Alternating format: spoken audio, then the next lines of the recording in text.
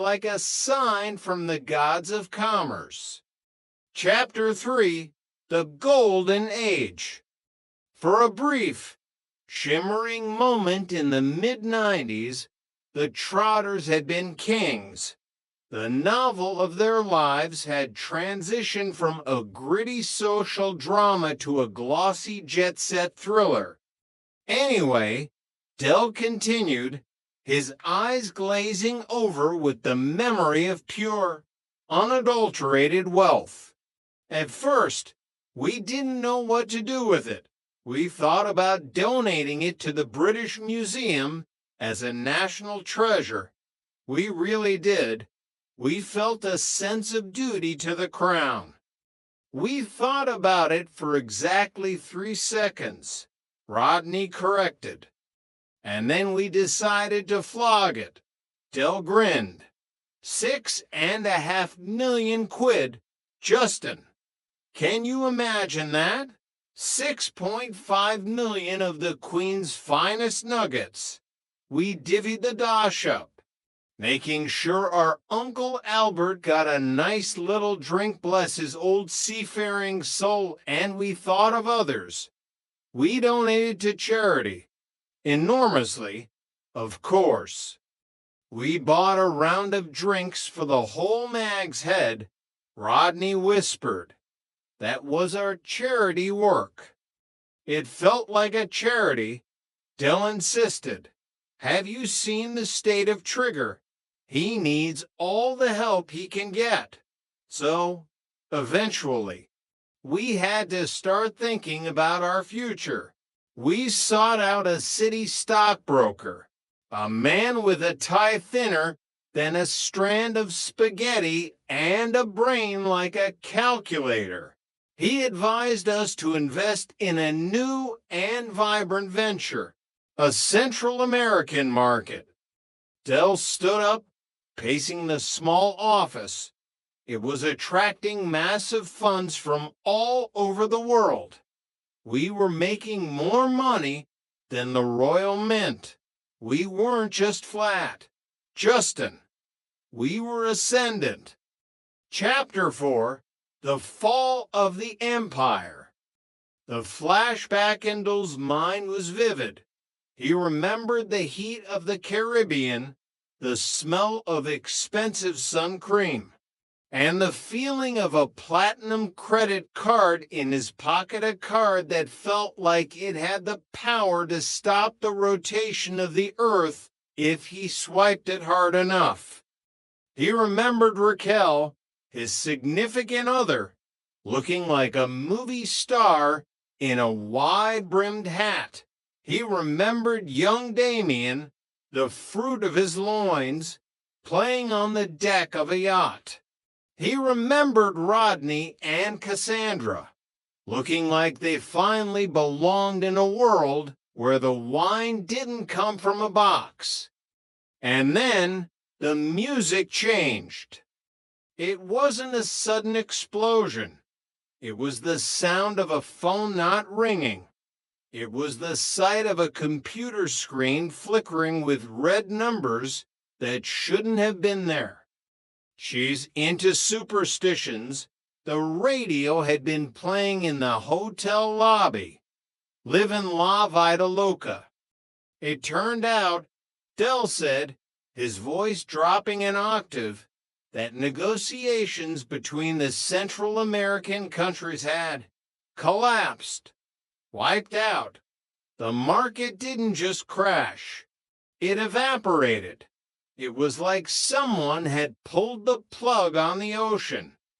We'd even paid for the hotel on a credit card, Rodney added, the ghost of the trauma still visible in his eyes.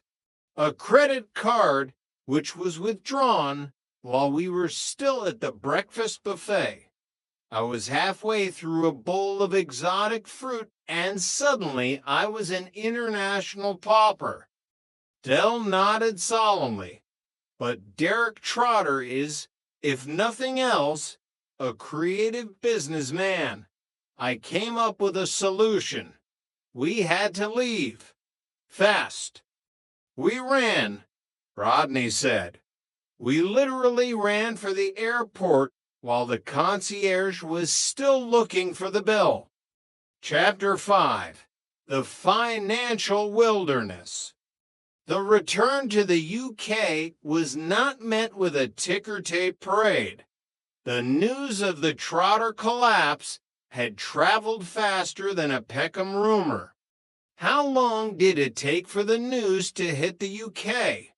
Justin asked, scribbling notes furiously. About as long as it took for someone to push a button on the internet. Del sighed. Suddenly, all our so-called business associates wouldn't return our calls. We were cast into a financial wilderness. It was like the desert, but with more rain and less sand. And then there was Mike. Rodney reminded him. Dole's face darkened.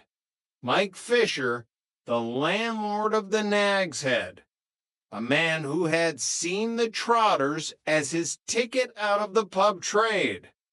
Mike invested his life savings in our venture, Del explained. He actually remortgaged the pub. He's in prison now, awaiting trial. The fraud squad claims he tried to recoup his losses by embezzling the brewery. Never was a man more innocent. He confessed to everything, Del, Rodney pointed out. He was under duress, Del shouted. The pressure of the brewing industry is immense. The narrative shifted to the waiting room of the court. The atmosphere was thick with the smell of cheap coffee and the nervous sweat of Peckham's finest. Denzel was pacing, wearing the marble floor down. Uncle Albert was sitting there, looking like a weary old owl. Trigger was. Well, Trigger was staring at a wall, possibly having a conversation with his own shadow. Trig, if I go in there and tell the truth, Denzel had said, Del and Rodney are going to be spending the next 5 years sharpening Jeffrey Archer's pencils. I'm going to tell them I hear voices, Trigger had replied, with the terrifying sincerity of the truly confused. Chapter 6. The Wrong Side of the Grave. The funeral of Uncle Albert should have been a moment of dignified sorrow. Instead, it was a master class in Trotter-esque absurdity. The family stood in the biting cold of a coastal cemetery. Del was genuinely heartbroken. Albert had been their anchor, the man who had survived the Battle of the Baltic only to be nearly killed by Del's cooking.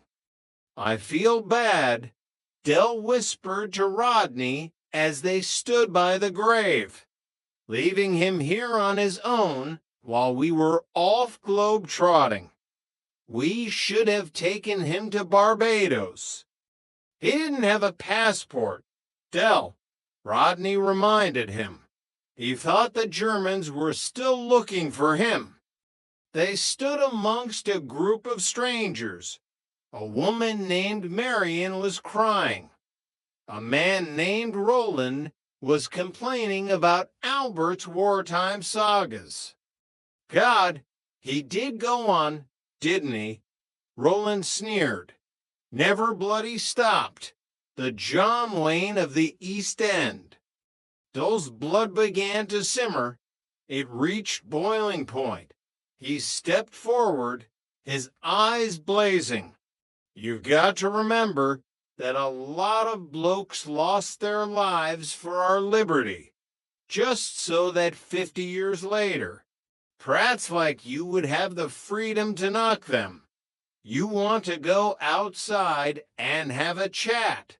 Roland? Calm down.